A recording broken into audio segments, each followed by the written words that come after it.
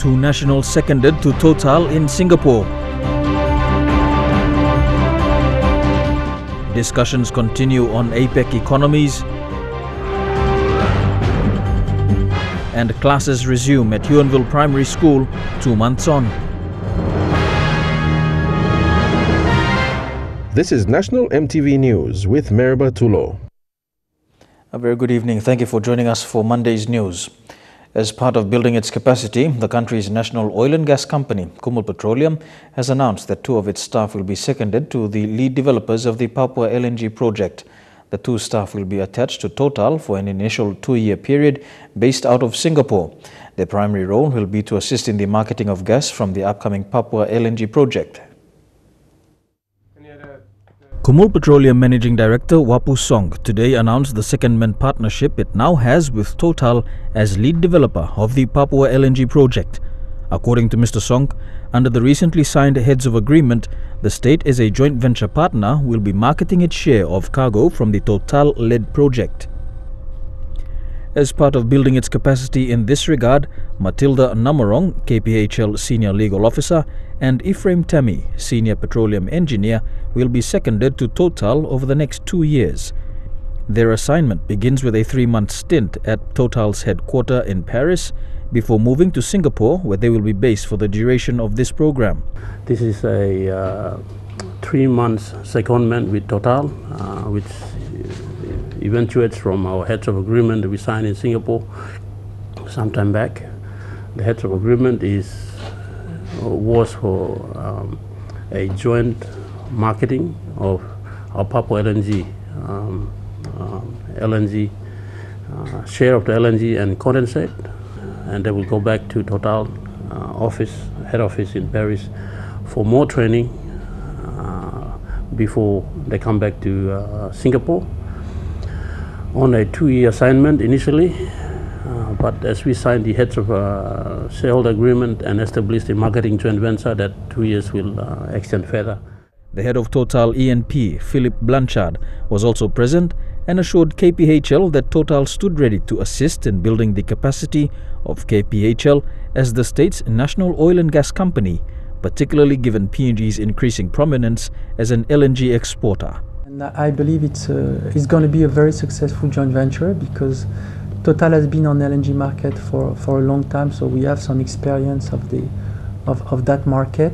And joining with Huonville means that we will join with Papua New Guinea, who has acquired very recently, over the last 4 years, a very strong knowledge of the market, but also has shown everywhere that producing LNG from Papua New Guinea is a very reliable source and that you can count on them. So we are also expecting that joining with Huonville will help us to get that strength in addition to what we know about the market.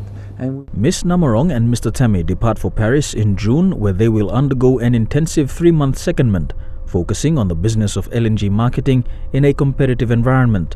Following their Paris engagement, they will be based out of Singapore. The minor meetings leading up to the second APEC senior officials meeting end tomorrow. This follows 7 consecutive days of discussions on various aspects of the economic sector. Meanwhile, the second senior officials meeting for APEC 2018 will begin this Wednesday.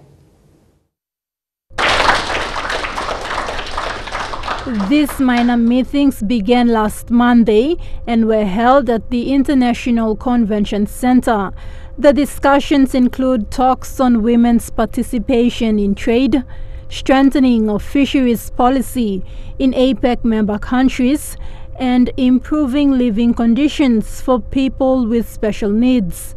The outcomes of these discussions will be presented to the senior officials meeting, which is set to begin on Wednesday and ends on Friday. Papua New Guinea heavily participated in most of the discussions, particularly the agenda involving persons living with disabilities. The APEC delegates are expected to visit Lae, Morobe Province as part of the SOM2 meeting. Meanwhile, there are 2 other APEC-related meetings which will be held in Port Moresby, The first is the Tourism Ministers' meeting and the other is the Trade Ministers' meeting. Thekla Gunga, National EMTV News. Prime Minister Peter O'Neill has further welcomed the proposed Palm 8 countries free and open Indo-Pacific strategy, which aims to promote peace, stability and prosperity in the Indo-Pacific region. Based on shared values consistent with PNG's policy agenda, O'Neill said the pursuit of economic prosperity and commitment to peace and stability continues to be an agenda for developing nations. Prime Minister Peter O'Neill was accompanied by Foreign Affairs Minister Rimbing Pato and other senior state bureaucrats for the 8th Pacific Islands Leaders Meeting in Iwaki, Japan. Speaking during the summit, Mr. O'Neill said the Pacific should not be drawn into the tension in the Korean Peninsula, but improve cooperation to harness economic growth while building partnerships. Among his main talking points, Mr. O'Neill expressed the need for more efforts in saving the ocean, a vast resource that needs protection by nations. Japan's Prime Minister Shinzo Abe has thrown his support behind the move. Mr. Abe said Japan will provide nearly 55 billion yen to assist Pacific nations stop degradation of the ocean.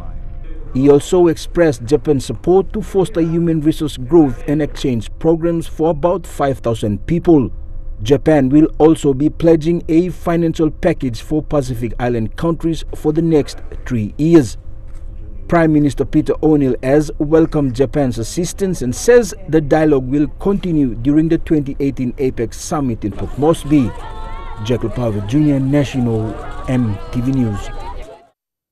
Prime Minister Peter O'Neill has also signed an air services agreement with the President of the Republic of Marshall Islands, Hilda Heine. The agreement was signed following the 8th Pacific Alliance Leaders meeting in Iwaki, Japan. Government officials will now finalize the text of the agreement for implementation.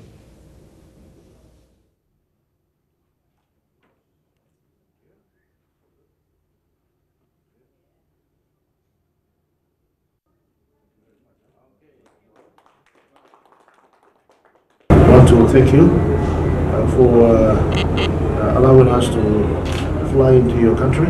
Hopefully those services will benefit both Papua New Guinea and Marshall Islands in the near future. Be part of that challenge. Transportation is essential for economic development. And with this, I know that your commitment to our relationship is strengthened, and I want to thank you very much for this. Here with National EMTV News, we go for a break now and be back with more after these messages. Stay tuned.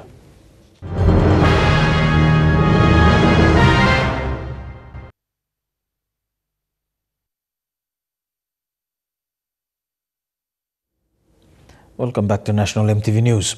The Huonville Primary School has resumed normal classes this morning following the completion of 13 temporary classrooms built by parents and teachers. The project started after 6 double-story classrooms built in the 1950s were condemned by the Building Board and the PNG Fire Service. Since the year 2013, Huonville has never received any maintenance funds through the government's tuition fee-free policy. After 5 weeks out of school, the students were looking forward to getting back into class. On Friday, they helped put gravel into the classrooms. Today, they came back to move their desks. 2 buildings containing 13 classrooms were built over 5 weeks. A large part of the resources used by parents and teachers came from contributions and donations. Towards the end of the project, the provincial government assisted with emergency funding. I'm relieved. Very relieved that at last our students are back into the classroom. Huonville is just a small representation of the failure of the tuition fee-free education policy. The school administration, like many others in Leh, have reported that there have been inadequate supplies of school stationery. It also has records that show that they haven't received maintenance funding since 2013. Leaving them unable to fix the classrooms, which were subsequently condemned. There are grades 3 to 6 will continue on schooling for during these 2 weeks holidays. While the kids are back in class, the principal and the board have another bigger task ahead, and that's to find 4.5 million kina to replace the condemned buildings. Scott Waide, National EMTV News, Leh. The Japanese government continues to invest in education in Papua New Guinea. Last Friday, Deputy Chief of Mission Hiroshi Nawata officiated at the opening of a double classroom in Western Highlands Province. The classrooms are funded under the Japanese Grant Assistance for Grassroots Human Security Project. The double classrooms at Huonville Primary School in Day Electorate of Western Highlands Province are the first to be built after 55 years. Japanese Embassy in PNG granted the school over 200,000 kina to build the double classrooms and teachers' offices. This is to address the old and deteriorated classrooms and at the same time address the shortage of classrooms faced by the school. Country no got money, province no got money. So LP more say come up long Yumi, so Yumi sit down good. Now Yumi look long bright future long or picking long Yumi inside long this la province.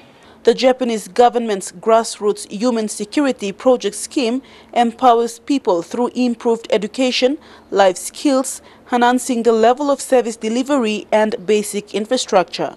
This grant assistance program targets PNG's Vision 2050.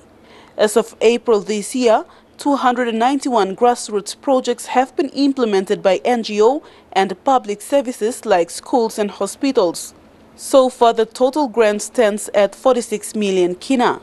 Education plays a very important role in driving PNG and this province development.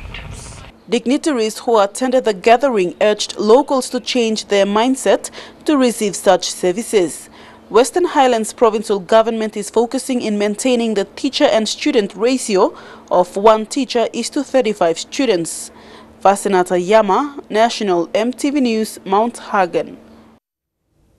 21 participants flew into Port Moresby from various provinces to attend a 5-day disaster management training hosted by PNG Red Cross Society. The participants are representatives from Red Cross from its 9 branches who received training specifically in the areas of integrated vulnerability capacity assessment. The training, which started last week, ended today. 21 representatives of 9 branches of the PNG Red Cross Society across the country participated in a 5-day training on integrated vulnerability capacity assessment. Skills and the tools that they can use to assess communities and help work with communities to identify community risks and capacities and look to communities themselves for their coping capacities that we know all Papua New Guinean communities have to withstand an external shock such as a disaster. Sundown Branch Rep Judy Saroya said the training inspired her and she sees the need to train volunteers in her province. Whatever knowledge and skills that I have acquired during this 5-day training, I will try and help my volunteers out there to impart the knowledge and the skills to them. New Ireland Province Branch Rep Lyle Alexson has been to many trainings involving disaster management, but says this one impacted her greatly. For the 5 days, I learned that we have the baseline to start. And when going back to my province, New Ireland is prone to disaster. We're going to implement many things with our partners and the stakeholders and also, as well as the provinces. Many participants appreciated the fact that the focus was on working closely with the community. A lot of inputs to this process will be by the people themselves in the community where they are vulnerable to disasters in their own communities. When the participants go back to their provinces, they will need to work closely with the government and stakeholders to write up a provincial risk profile. Officers to gather all the information and do up a profile in our province. This 5-day event was funded by the Australian Red Cross through the Australian government to support disaster programs. Lilian Superakinea, National EMTV News. A comprehensive newborn care program has been rolled out in the Southern Highlands province after its success in the Eastern Highlands. UNICEF newborn specialist Dr. Ganashyam Sethi and representatives from the National Department of Health launched the program recently aimed at reducing high infant and neonatal mortality rates in the country. This program aims to ensure a newborn is given proper care, starting from the home right up to the highest level health facility in the province. a hypothermia alerting device or baby call clock introduced in the Early Essential Newborn Care Program in Eastern Highlands Province is also being introduced in the Southern Highlands. The St. Mary's Vunapope Hospital in East New Britain has scaled down its operations since Saturday. This follows ongoing breaking and entering at the hospital premises and harassing of their medical staff. Frustrated doctors and nurses have since met and agreed to shut down the hospital for an indefinite period. Sick people were sent away and a mass discharge of patients made on the weekend. The hospital's administration, meanwhile, met with the 5 national MPs of East New Britain earlier today to negotiate a way forward to reopen the hospital. The hospital's administrator, Albert Seri, says they have agreed to reopen the hospital tomorrow morning following the meetings today. The St. Mary's Vunapope Hospital is one of the 2 biggest referral hospitals in East New Britain, and its closure over the past 2 days has greatly affected the entire province. Meanwhile, Police Minister and Member for Gazelle, Jelta Wong, has delivered a total of 11,000 kina to the St. Mary's Vunapope Hospital. Minister Wong delivered the money this afternoon on behalf of various business houses in East New Britain. The money will be used to compensate 2 female staff who lost most of their belongings during the break and entering incident that happened last Saturday. And also, a part of the money will go towards improving the hospital's security facilities. So this is a commitment made by all the business houses, namely Tropicana, K Central, the hotels, Gazelle International, Ropopo, Sanctuary Hotel, also our helicopter partners in the medical emergency, Manolos Aviation, Jürgen Ruhl, even small businesses that are concerned for our people, like Marlins Limited, a Papua New Guinea company too. They've all come to put money together because they believe that the hospital must be open. They believe that our people deserve better, and this is their way of showing their appreciation to Vunapope. Special Services Director Chief Superintendent Jim Namora's body was finally laid to rest at his home in Utu village in Madang on the weekend. Mr. Namora's body was flown to Madang on Saturday after a state funeral was held last Friday in Port Moresby. Assistant Commissioner of Police, Human Resources, Sylvester Kalaut, and other senior members of the RPNGC escorted the late Namora's casket to Madang for his burial in his home village. The body of the former Special Services Division Director, Chief Superintendent Jim Namora, arrived in Madang on Saturday, where a guard of honor welcomed him. Madang Governor Peter Yama and the Madang MP Brian Kramer were also present.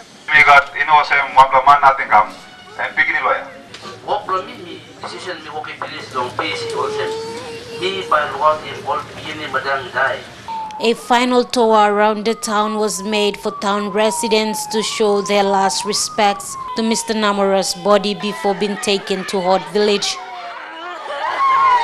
More than 20 police vehicles carrying senior members of the RPNGC, led by the Assistant Commissioner of Police Human Resources, Sylvester Kalaut, traveled to his village at Utu in Madang District.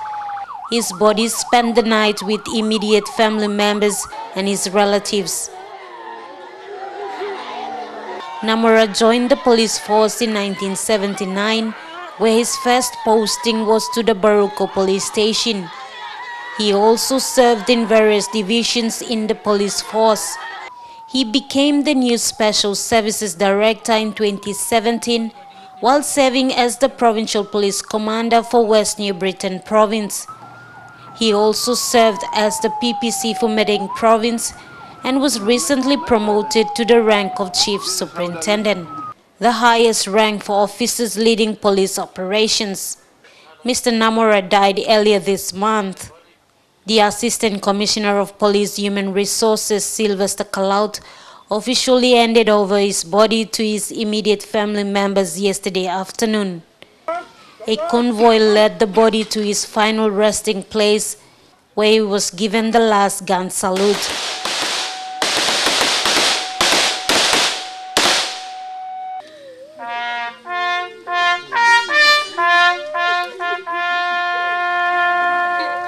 He is survived by his wife Petronilla, 2 sons and 2 grandchildren.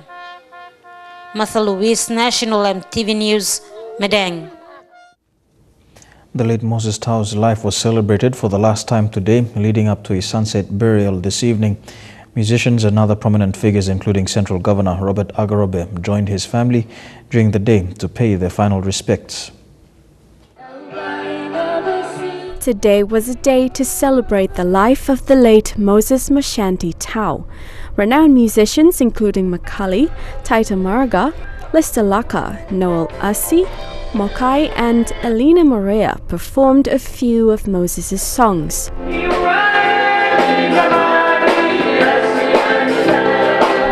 Speaking as a guest of honor today, Central Province Governor Robert Agarobe said Moses was more than a singer. He had the fortitude of a model citizen. But politics is about everybody. It's about all of us. It's about how you contribute to society. And Moses is a classic example. Moses was a simple kid who grew up in a typical Motuan village and who made his way up. He had no big people out there who supported him. But he went out and he saw his talent in the music industry and he took it with both hands. And he did his best. And he became one of the greatest in music in this country.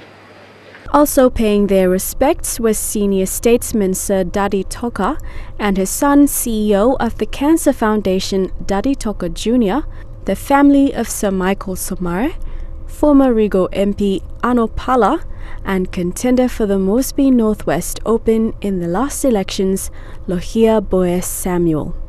The late Moses Moshanti Tau will be laid to rest in Barakau village in what is said to be a spectacular sunset burial. Melissa Kufiro, National EMTV News. Here with Monday's news, we go for a break, and when we come back, some stories making headlines overseas. Stay tuned.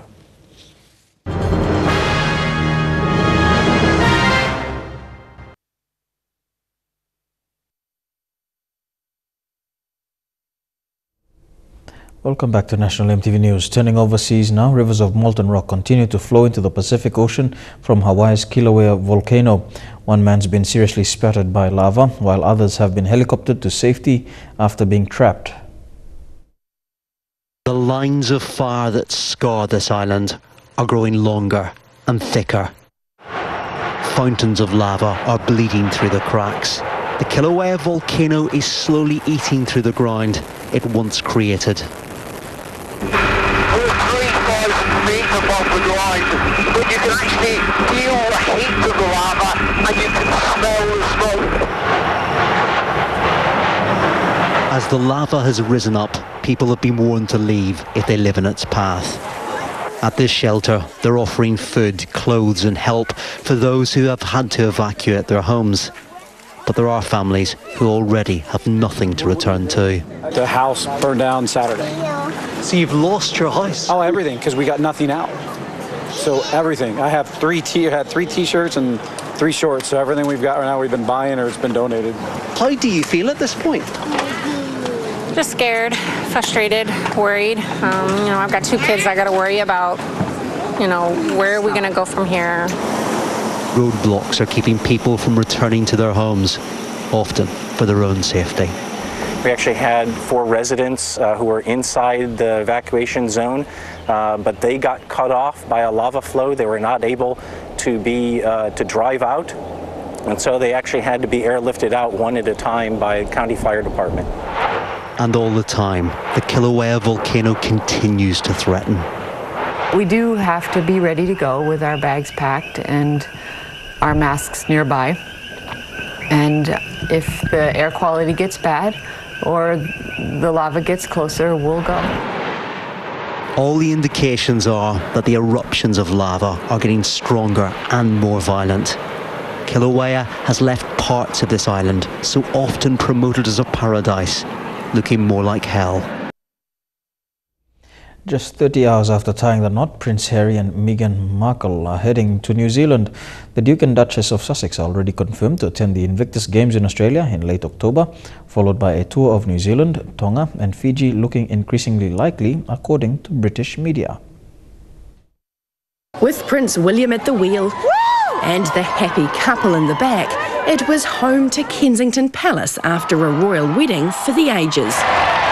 From the crowds to the clean-up, Windsor workers picking up after 120,000 well-wishers packed the streets, removing everything but the memories, especially that kiss. Splashed across every British paper today, also making headlines, insider revelations about the evening's private party, which went off with a bang at Frogmore House. Reports that the newlyweds chose an 80s classic for their first dance.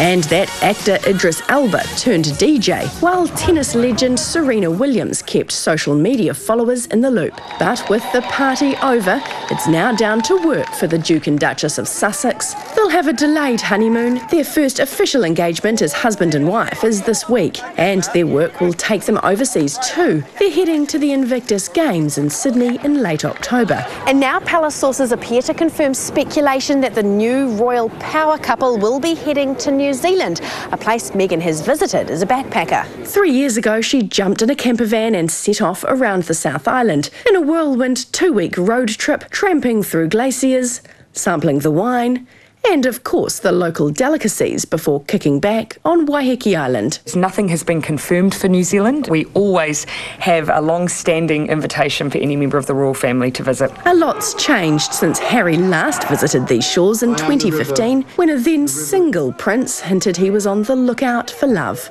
It'd be great to have someone else next to me to share the pressure. And with more than 1 billion people transfixed by the royal wedding, prospective destinations will be hoping the Markle sparkle rubs off if the couple comes to town. Their impact is felt widely, so no doubt both a personal benefit but also a commercial one. A Southern Hemisphere tour would likely include Fiji and Tonga. The designer of Meghan Markle's wedding dress has been revealing more details about how it was created. Designer Claire Wade-Keller said it had been important to the new Duchess of Sussex that a British woman was behind the dress. It was the big reveal, the first sight of the wedding dress. And behind the bride, straightening the 5 metres of veil, is Claire Wade-Keller, the British designer of the dress. She had kept fashion's big secret. Givenchy was not widely rumoured to be the fashion house to win this coveted project. The aim was always to design a dress that was simple, sharp and timeless. I think with Meghan, she's so modern and fresh, and I think that was part of what she wanted to be. It really wanted to represent her. I wanted her to feel absolutely incredible in the dress, and also I wanted her to feel like it was absolutely right for the occasion too. For 5 months, the dress was made in Paris by a small team of people, many of whom didn't even know who the gown was for. All of those who worked with the bride yesterday described her as relaxed and unfazed by the scale of the event ahead of her. It was a beautiful moment. She's just so easy on that level, you know what I mean? It's just that kind of very loose kind of style and easy and not contrived, so. The Duchess of Sussex now has her own page on the royal family website. She describes herself as a feminist. This afternoon, the bridal bouquet was laid on the grave of the unknown warrior in Westminster Abbey, a tradition dating back almost 100 years, after what was the most modern of royal weddings. Back to the US and anguish in Texas and the demand for answers. Why did a gunman kill 10 people at a high school, and how does this keep happening? Among the victims is 17-year-old Pakistani exchange student Sabika Shikin. Her body will be flown home in the coming days. A memorial service was held for her at an Islamic center in Texas. Sabika Sheikh will never return to her room in Karachi. The bookshelf stuffed with Roald Dahl novels, a diary and a scrapbook where Sabika would write down her favourite quotes, laid out by her little sister. The 17-year-old was so excited to be shortlisted for a scholarship to study in Texas, she uploaded this video on YouTube. I was squealing, jumping like a madman. I prayed to God, I thanked him a lot. And then I was like over the moon. I wrote a diary entry that day because it was very special for me, and seeing those proud smiles on my parents' faces, that was the best moment of my life. She couldn't know that opportunity would cost her life when a shooter walked into the classroom in Santa Fe and killed her, along with 9 others. A stream of visitors arrive at her family home in Karachi, her mother too shocked to speak to anyone, coming to terms with the fact she'll never see her daughter again. She was killed 19 days before she was due to fly back to Karachi to celebrate the Muslim festival of Eid. Downstairs, her father deals with the media, heartbreakingly repeating the events of how he found out his child had died thousands of kilometers from home. I switched on the TV to see the news, and on a local channel, there was a ticker airing about a shooting in Texas. I quickly switched to CNN and saw that it was from the same school my daughter was attending. 2 to 3 hours later, the host's family called. They didn't speak to me. They weren't speaking, just crying. I knew then that there was a reason why she wasn't answering my calls, why she wasn't responding. I asked them clearly to tell me, how is she? And they replied, she's dead. When asked about gun control and what the motive behind the shooting could be, her father is too grief-stricken to care. I haven't discussed this topic with anyone. I'm just worried about Sabika, just bringing Sabika back to Pakistan. As the wait to bring Sabika's body home continues, her family grapples with the loss of their child's dreams, hopes, and future, stolen by a senseless act thousands of kilometers away. Here with Monday's news, we go for a break now. When we come back, some sporting updates in Trukai Sports. Don't go away.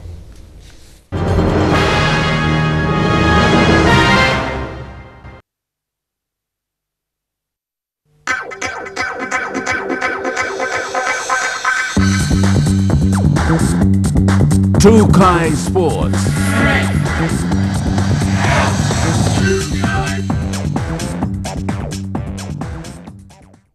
Welcome to Trukai Sports. To begin with football, and remote Erave station in the Southern Highlands province will play host to the MRDC Cup from July 2nd to the 7th. Chairman of the local organizing committee, Christopher Papiali, said his team has been working around the clock to ensure the one-week soccer tournament runs smoothly. With the preparations well underway in the rural station, competition boss Christopher Papiele is now calling for interested teams to submit their expression of interest to the member of the LOC ahead of the tournament. The chairman said he's expecting teams from Kutubu and other 24 LLG in Erave and Kagwa to register in the competition. Papiale said 3 venues have been secured: the Erave Government Station Oval, the YSA Field, and the ECP Oval for the week-long event. He added that the committee has been put in place to oversee the staging of the MRDC Cup soccer tournament, and as part of the tournament rules, all players involved with MRDC Cup will have to undergo medical checkup before taking the field. The chairman also appealed to all visiting teams to come with their ration of food for the tournament. Meanwhile, the LOC is organizing a referee and coaching course for the visiting teams at the Huonville Primary School to be staged from June 25th to 29th. Shane Saroya, National EMTV Sports. Still on football, and former PNG men's international and Hekari United star Eriksson Komeng has expressed concerns over the increase of youngsters in both the National Premier League and National Soccer League competitions. In an interview, he said a clear pathway for these new breed of talent needs to gain international status and has to be realized. The Hekari star believes that building a strong domestic competition is critical for PNG to gain regional dominance in the sport of football.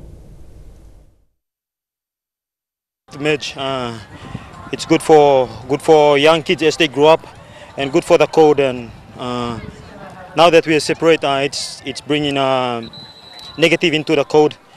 So definitely they both have to merge and build a standard of the game again. I think it's dropped. As you can see, the NSL level, and it's really dropped. So hopefully they join together, and we can build on that with John Capinato and John Wesley. They have to match somehow, some way.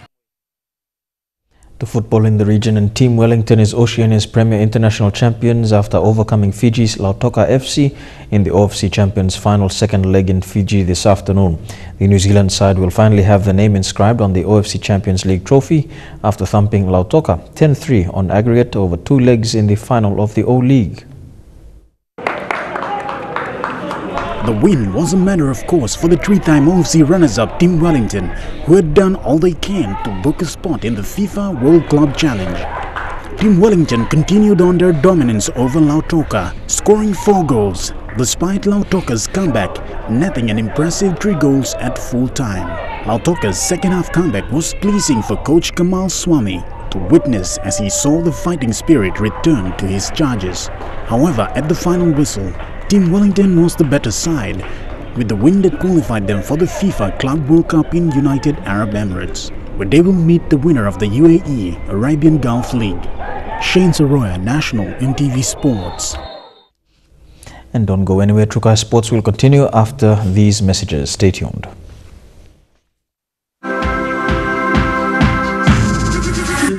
Trukai Sports. Welcome back to Trukai Sports. To kickboxing now, and PNG Kickboxing Federation is preparing for a big showdown in September this year after the sport had lost a couple of momentums in the past few years. Stanley Nandex, of the co-founder of PNG Kickboxing, will present PNG's best fighters versus the rest of the world 3. This fight is aimed at bringing some familiar names back in the ring to promote kickboxing. 10 international fighters are set to go head-to-head with some of PNG Kickboxing's all-time favorites such as Rickson Yamo, Mark Sondo, Jonathan Tuhu and former rugby league star Timothy Lomai will all come together for the September showdown. It's an event that we trying to make it as a signature event. After the last 4 years, we haven't been doing much in terms of kickboxing promotion. We are putting all levels of fighting in terms of Muay Thai and MMA and kickboxing is concerned, and I think it's good to have some of those big names. Due to politics, the sport lost momentum in the past years, but all that has come to an end, and fighters like Rickson Yamo is ready to defend his welterweight world title. I've been preparing for a month now, so I'm looking forward, staying positive, and yeah, I can't wait to be part of this big event. Other big names in the sport, such as Mark Sondo, who has been out of the ring for 8 years, has come on board to bring the momentum of kickboxing back to where it was. It's good to be back on the ring, and yeah, I just started training last 3 weeks ago, so I'll probably have another 2 months to go, so I'll probably go back to the square ones and then looking forward for the big one. The September event is also part of the sports selection program for a team to be sent to Argentina in November this year. We'll now give them opportunity to be on the world stage so that they can display and defend what titles they have won on the world stage. Stacey Yallo, National EMTV Sports. Construction of facilities for the PNG Games in Southern Highlands province has come to a halt. This follows the disastrous earthquake which hit the province in February this year. Southern Highlands PNG Games CEO Stanley Nandex says the province is still recovering from the disaster and construction should resume soon after. The 18th CEO for the PNG Games 2018. I think with what has happened in terms of the disaster, we're not going to mention anything at this stage. Situation is still under shock, and a lot of things has been displaced, and sporting itself is not really doing much. There will be quite a fair bit of work to be done. So we not. I don't want to disclose anything on that, but we will see. It really depends on how preparations are going in terms of after the earthquake disaster. Yeah. To table tennis now, an 18-year-old Jeffrey Loy, who arrived with his former teammate and now coach Jackson Carrico from Vanuatu after attending the Table Tennis Oceania Cup Challenge. Jackson says he was happy with Jeffrey's performance after advancing in his ranking position from 7th to 6th. Jeffrey Loy is also a nominee for the Junior Westpac Male Athlete of the Year at this year's SB Sports Awards, which is 4 days away. At last year's Oceania Challenge, Jeffrey finished the game in 7th position, but this time around he improved one step higher to finish in the 6th place. Coach Jackson Carrico says he was overwhelmed with Jeffrey's performance. And Jeffrey played against 8 other athletes in the Oceania region. It was the top level competition in the Oceania region. We've got 2 Australians, 2 New Zealanders, 1 Vanuatu, Jeffrey himself, and 2 from Fiji. And he did really well. In the competition, there was Pacific Cup also included. So among the 8 of them, they compete for Oceania Cup, and the other 4 Pacific athletes also took part in the Pacific Cup. For the results in the Oceania region, Jeffrey finished 6 out of the 8 athletes. Yeah, I'm very happy because I'm going up. So last year I came 7th, and this year I move a little bit up. So it's 6. So I'm feeling good. Not only did Jeffrey finish 6th in the competition, but was also the runner-up of the Pacific Cup. And in the Pacific Cup, he was the runner-up against Vanuatu. So there was another improvement from last year, from 3rd place to the runner-up in Pacific Cup. Yeah, Pacific, because in the Pacific I came 2nd, so 2nd it's very big achievement for me. Jeffrey will now go back into training for the upcoming national championships and international fixtures, including next year's Pacific Games. Godwin Eki, National, EMTV Sports. And that's it for Trukai Sports. We go for a break now and be back with the weather details for the next 24 hours. Trukai Sports.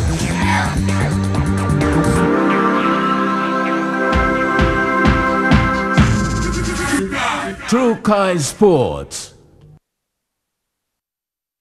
The weather details were proudly brought to you by Dulux, celebrating 50 years in PNG and the only paint made in PNG.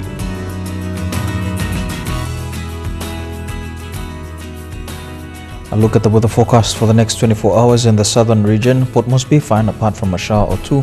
Fine becoming windy for Daru, mostly fine for Kerama and Alata, a shower or 2 for Popondetta. To the Momasa region, mostly fine for Lae, Medang, Wibek and Vanimo, some showers and rain expected for Wau.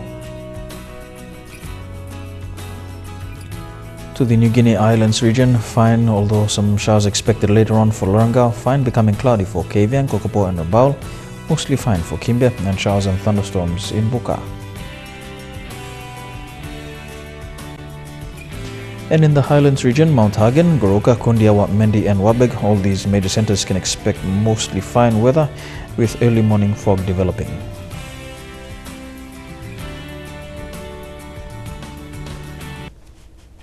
The weather details were proudly brought to you by Dulux, celebrating 50 years in PNG and the only paint made in PNG. And that's the news, sport and weather for today, Monday the 21st of May 2018. On behalf of the EMTV News team, pleasant viewing. Good night.